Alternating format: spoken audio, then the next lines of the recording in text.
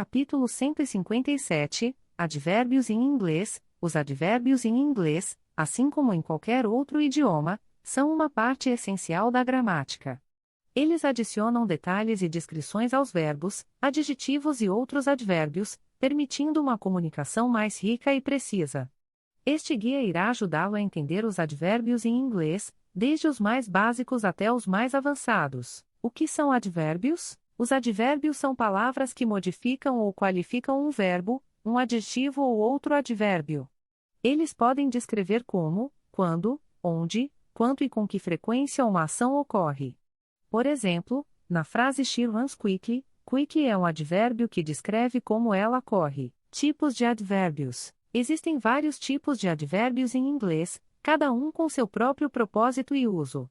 Alguns dos tipos mais comuns incluem advérbios de maneira, tempo, lugar, frequência e grau. Advérbios de maneira. Os advérbios de maneira descrevem como uma ação é realizada. Eles geralmente são colocados após o verbo que modificam.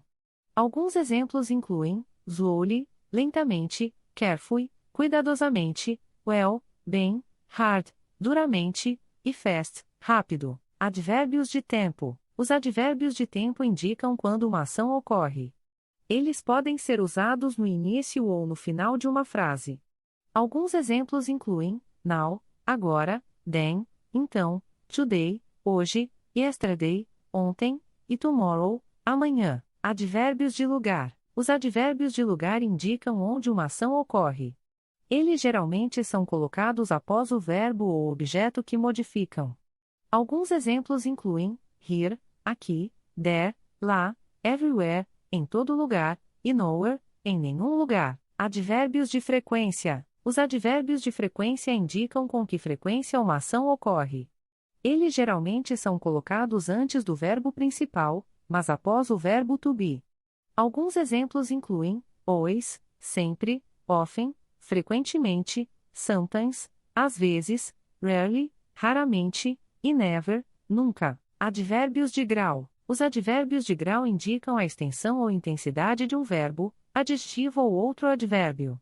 Alguns exemplos incluem very, muito, kit, bastante, too, demais, enough, suficiente, e extremely, extremamente. Formação de advérbios. Muitos advérbios em inglês são formados adicionando-lhe ao final de um adjetivo.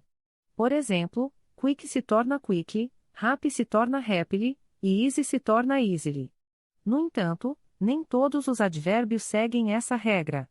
Alguns advérbios, como well, fast e hard, são irregulares e devem ser aprendidos individualmente. Posição dos advérbios. A posição de um advérbio na frase pode mudar o significado da frase. Por exemplo, she only eats vegetables significa que ela come apenas vegetais, enquanto she eats only vegetables significa que ela come vegetais e nada mais.